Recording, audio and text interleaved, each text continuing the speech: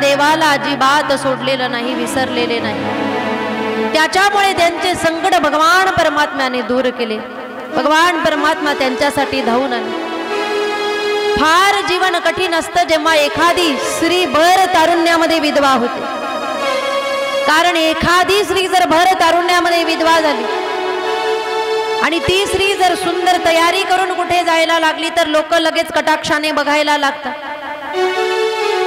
बघा विधवा आहे, एवढी भारी साडी आणि एवढा शृंगार करून जायची काही गरज आहे का? हो त्या स्त्रीला जगण्याचा अधिकार नाही का? पती वारणं हे तिच्या हातामध्ये होतं का? एखादी स्त्री जर रस्त्यामध्ये उभी राहून तिच्या सख्या भावाला जरी बोलत असली आणि त्या भावाशी गप्पा करत असताना हसत असली तरी बघणाऱ्यांना जर माहीत नसेल की हा हिचा भाऊ आहे, बघणारे म्हणतात बघा विधवा आहे, परंतु तरी सुद्धा बघा कशी माणसांबरोबर गप्पा भेद तिच्यामध्ये नाही, चुका ती करत नाही। भेद दृष्टी आपल्या डोळ्यामध्ये आहे की आपल्या डोळ्यामध्ये विकार आहे, आपल्या विचारांमध्ये विकार आहे। कारण एखाद्या स्त्रीच्या कपाळावर जर कुंकू नसेल आणि ती स्त्री जर प्रवास करत असेल तर तिला एवढा त्रास सहन करावा लागतो, तिला जीवन जगत असताना एवढा त्रास सहन करावा लागतो की लोक कुठे न जाणो कसा त्रास देतील सांगता येत नाही। कुणी मदत करण्याच्या इच्छेने जवळ येत आहे, कोणी काही सांगायला जवळ येत आहे, कोणी काही घ्यायला जवळ येत आहे। या स्त्रीचे कशी जवळीक साधता येईल आणि कसा तिचा उपभोग घेता येईल, कावळ्यासारखी नजर असणारे लोक तिच्या जवळ येत आहे जिच्या कपाळाला कुंकू नसतो। हा त्रास जीवनामध्ये त्या स्त्रीला त्या ठिकाणी प्राप्त होतो। दोष दृष्टी आहे आपल्या विचारांमध्ये। आदरणीय वैकुंठवासी नामदेव शास्त्री हरिद्वारची कथा करत असताना एक गोष्ट सांगायची की विचाराची पात्रता मनुष्याची किती खालावलेली असते। त्यासाठी दृष्टांत देत असताना ते म्हणायचे की एक विवाहित झालेली मुलगी होती, आई वारलेली होती, वडील घरी एकटे होते, तिचे पती नेहमी कामामध्ये व्यस्त असायचे। तिला इच्छा झाली तीर्थयात्रा करण्याची। तिने वडिलांना सांगितलं बाबा असं करा, पती काही अडवत नाही, मग तुम्ही माझ्या सोबत चला, आपण जाऊ हरिद्वारला जाऊ, कुरुक्षेत्रामध्ये जाऊ, तीर्थयात्रा करू। वडील आणि मुलगी निघाले तीर्थयात्रेवर आणि जेव्हा हरिद्वारला गेले नदीच्या बाजूला वालुकामय प्रदेशामध्ये स्नान केल्यानंतर दोघही जण बसले। सोबत पाण्याची बॉटल होती, चहा पाणी झालेलं होतं, त्यांनी पान आणलेले होते, दोघांनीही मुखामध्ये पान खात होते दोघही जण। त्या ठिकाणी वडिलांची पाठ दुखत होती म्हणून वडील त्या ठिकाणी पाठ टेकवून जमिनीवर झोपलेले होते, मुलगी त्यांच्या जवळ बसलेली होती। दोघांच्या गप्पा चालू होत्या, दोघही जण हसत होते। कोण? मुलगी आणि वडील। लांबून बघणारे म्हणत होते बघा तीर्थावर सुद्धा लोक नीट राहत नाही, पान खातायत आणि दुसरी बॉटल सुद्धा त्यांच्या जवळ आहे। बाटली कसली होती? पाण्याची।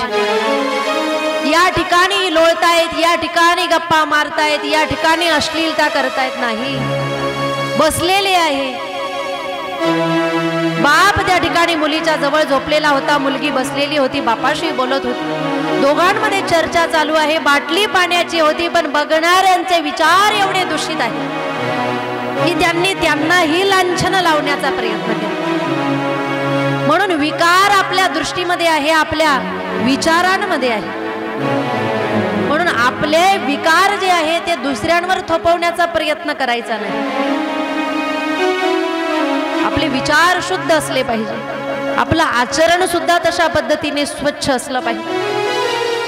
एखाद्या बहीण भाऊ जरी रस्त्याने निघाले तरी सुद्धा लोक म्हणतात बघा जोडी निघाली, वेड्या ती जोडी बहीण भावाची आहे।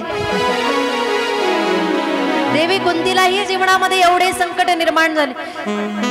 संकट सगळ्यात मोठं असं होतं की 12 वर्ष जेव्हा मुलं वनवासामध्ये गेले आणि ज्यांनी वनवासात पाठवलं त्यांच्या आश्रयामध्ये 12 वर्ष राहिली, त्यांच्या घरात त्यांच्या समोर 12 वर्ष राहिली।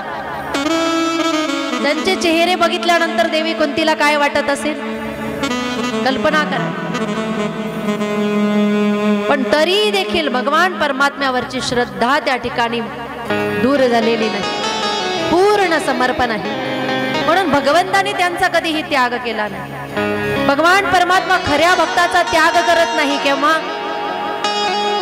3 गोष्टी शास्त्रामध्ये सांगितलेल्या आहेत. भगवान परमात्मा म्हणताय मी त्या भक्ताचा त्याग करत नाही जो भक्त नेहमी माझ्या कथेचं वाचन करतो, माझ्या चरित्राचं वाचन करतो.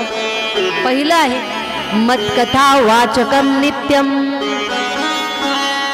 जो नेहमी भगवान परमात्म्याच्या कथेचं वाचन करतो, मी त्याचा कधीही त्याग करत नाही. ज्याला कथा अतिशय वाचन करायला आवडते, जे नेहमी घरी ग्रंथ वाचन करत असतात, वेगवेगळ्या ग्रंथाची पारायण करत असतात. आता अधिक मास आहे, कोणी पांडव प्रताप वाचतंय, कोणी हरिविजय ग्रंथ वाचतंय, कोणी गजानन विजय ग्रंथ वाचतंय, कोणी नवनाथ ग्रंथ वाचतंय, कोणी गुरुचरित्र वाचतंय, कोणी भागवत वाचतंय, कोणी वेगवेगळे पुराण वाचतंय, कोणी ज्ञानेश्वरी गाथेचं पारायण करतंय, कोणी महाभारत वाचतंय. म्हणजे भगवान परमात्म्याचे जे दिव्य आणि पवित्र ग्रंथ आहे त्यांचं वाचण्याची ज्याला आवड आहे, भगवान परमात्मा त्यांचा कधीही त्याग करत नाही. दुसरं सांगितलेलं आहे